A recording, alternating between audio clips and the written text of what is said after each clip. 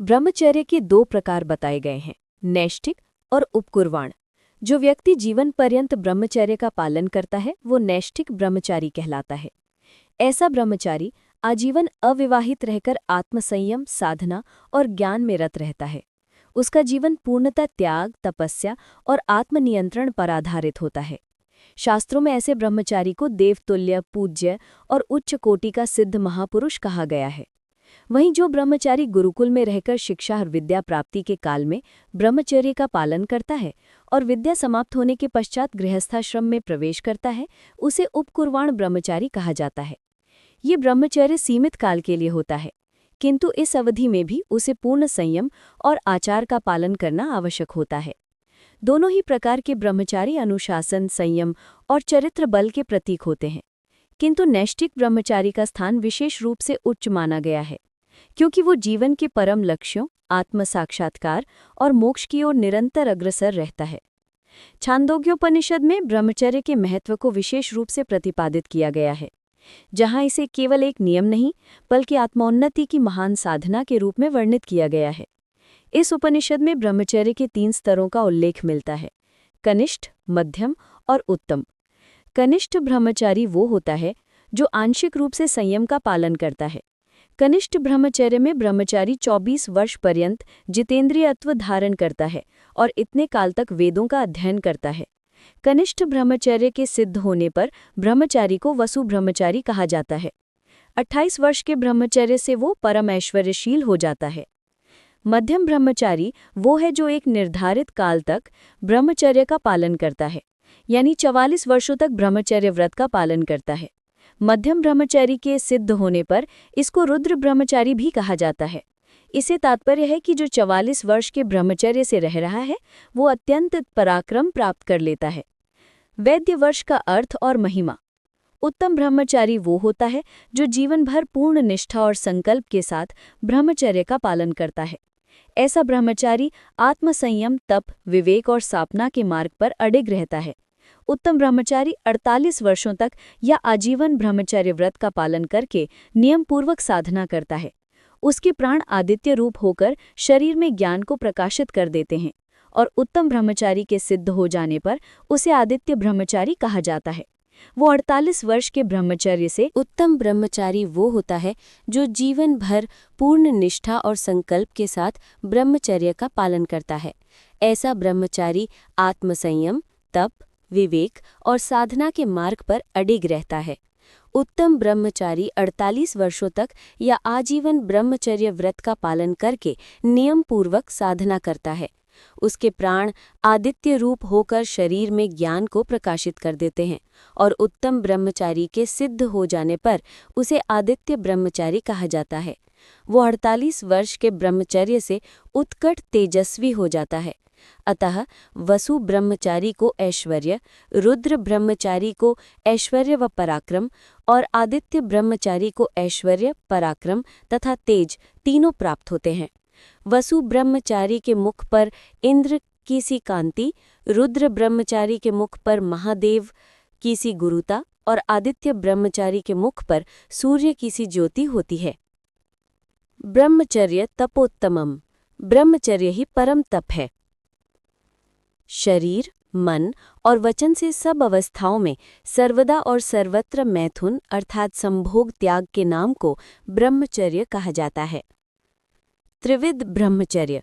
कायेन मनसा वाचा सर्वावस्थासु सर्वदा सर्वत्र मैथुन त्यागो ब्रह्मचर्य प्रचक्षते।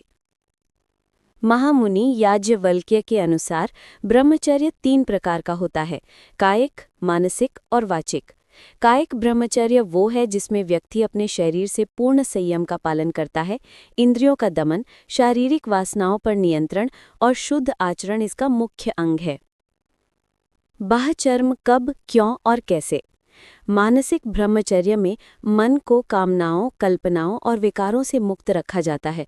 ये आंतरिक पवित्रता और विचारों की निर्मलता पर आधारित होता है। वाचिक ब्रह्मचर्य का अर्थ है वाणी में संयम, अश्लील, उन्मत्त अथवा कामोत्पादक भाषण से दूर रहना तथा वाणी को सदा सत्य, प्रिय और हितकारी बनाना।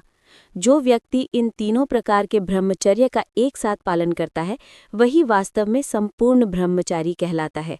ऐसा ब्रह्मचारी न केवल बाहर या रूप से संयमी होता है बल्कि अंतरतम स्तर पर भी पूर्णतः पवित्र और साधना में रत होता है।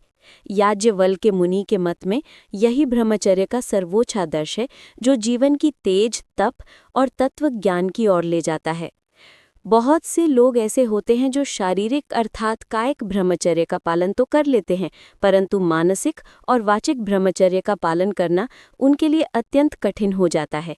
कारण यह है कि कायिक ब्रह्मचर्य का स्वरूप अपेक्षाकृत स्थूल अर्थात सामान्य रूप से प्रत्यक्ष दिखाई देने वाला होता है और उसका पालन बाह्यिक और वाचिक ब्रह्मचर्य का स्वरूप सूक्ष्म होता है, जिसका अनुशासन अंतरतम स्तर पर किया जाना आवश्यक है। शास्त्रों में मानसिक ब्रह्मचर्य को उत्तम, वाचिक ब्रह्मचर्य को मध्यम और कायिक ब्रह्मचर्य को अधम या निम्नतम कहा गया है।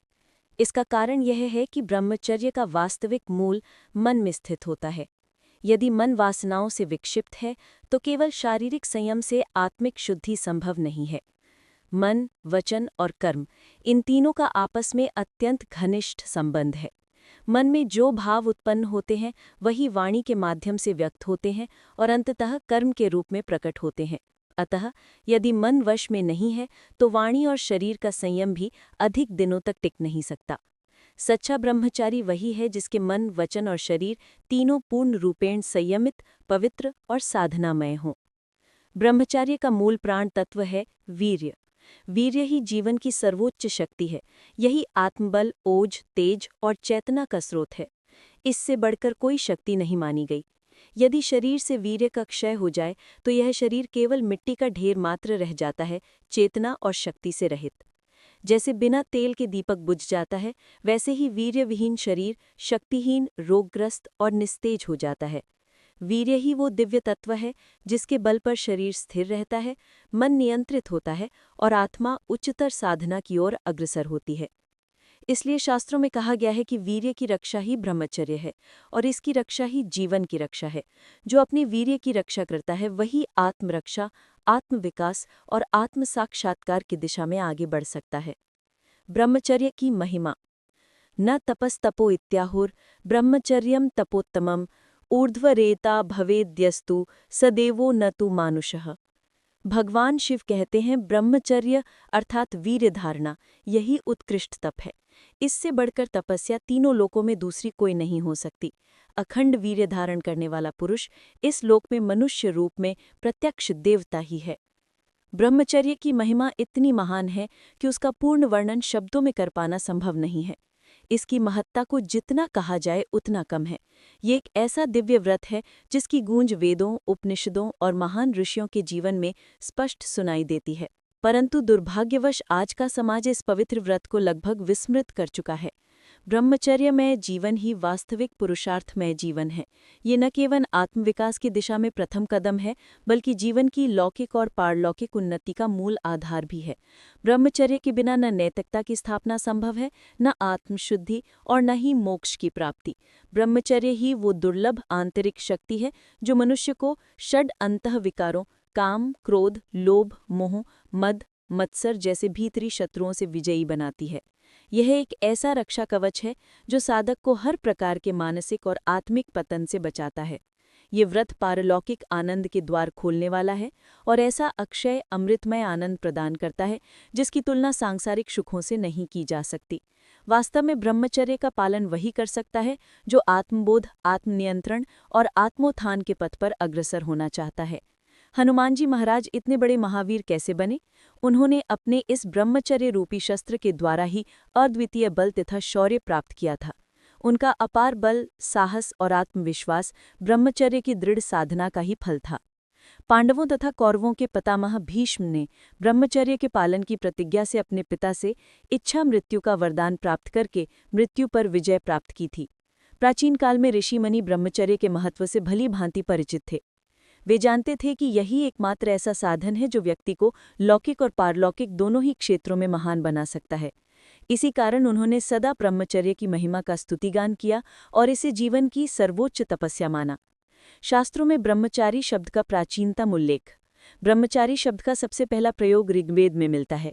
वहां कहा गया, ब्रह्मचारी चरति वेदि दृशः स देवानां भवत्यकम अग्निः तीना जायां मन वविन्दद बृहस्पतिः सोमेन नीताम जुह्वं न देवाः। इस मंत्र में ब्रह्मचारी को वो बताया गया है जो वेदों के अभ्यास में संलग्न रहता है और जिसकी तपश्चर्या देवताओं तक को प्रभावित करती है। अथर्ववेद में ब्रह्मचर्य आश्रम की महिमा बताते हुए कहा गया है कि ब्रह्मचर्य के बल से ही देवताओं ने मृत्यु पर विजय प्राप्त की थी और यही ब्रह्मचर्य शक्ति पूरे विश्व की रक्षा करती है। ब्रह्मचार्येण तपसा देवा मृत्युम अपान्नत।